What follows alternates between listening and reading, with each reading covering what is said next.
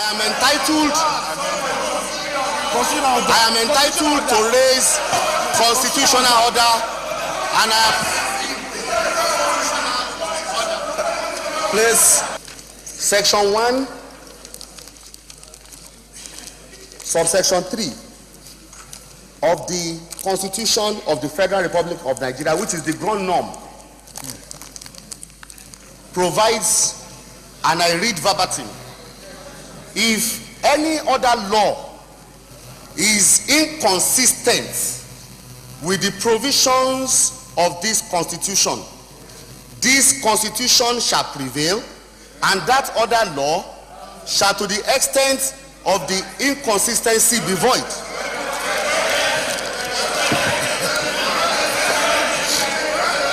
Mr. President,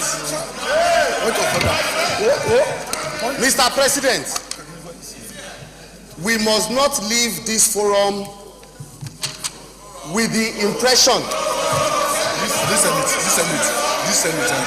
Mr. President, sir, this forum is this sitting. The sitting of this Senate, giving our people the impression, the people that have voted for us, that the Legislative House's Powers and Privileges Act, cited by Senator Itai Enang, supersedes the provisions of Section 68, 1 and 2 of the Constitution. Section 68, 1 and 2 of the Constitution is very clear. And I will say for the avoidance of doubt, that Senator Itai Enang cannot move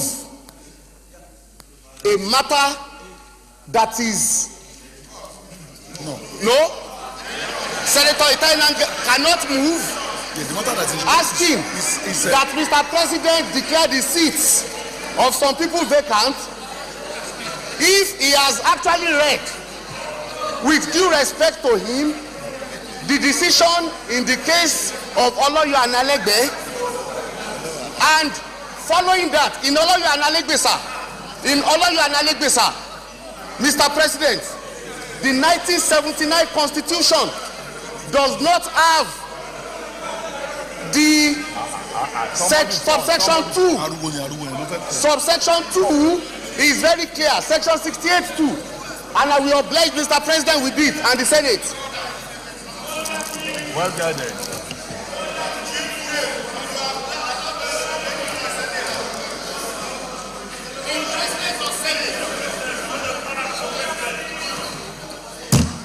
Rise up at any time and raise a point of order. I want to remind us that we have very serious national business before us. And please, I have already ruled on Itai Enang's point of order. So, Omowurare, I think for you to go back to Itai Enang's point of order and say he cannot do this, he can do that, it's not the issue here. Anybody can rise here and raise a point of order. It is my ruling that is important. It is not your ruling and opinion from that side. So please, with all due respect, we have serious issues before us, and I think we should get to that issue, please. Rather than all this point of order on the same subject matter when you know where I stand. There is no doubt in anybody's mind here where I stand. So it doesn't matter whether you talk from now till eternity, I'm not going to change my stand.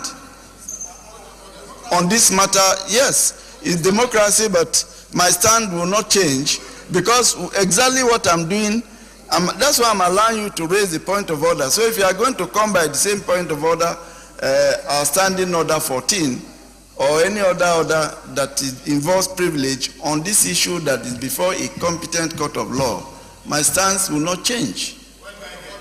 So I think we should just not waste any more time on it, please. Conclude, Omowurare.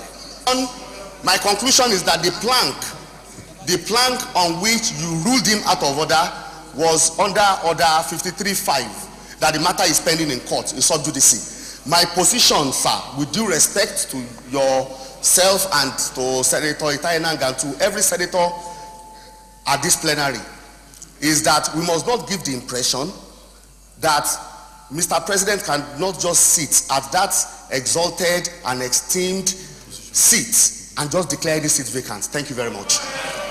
Our standing, please, Omorare, can I refer you to our standing order 25(1)F?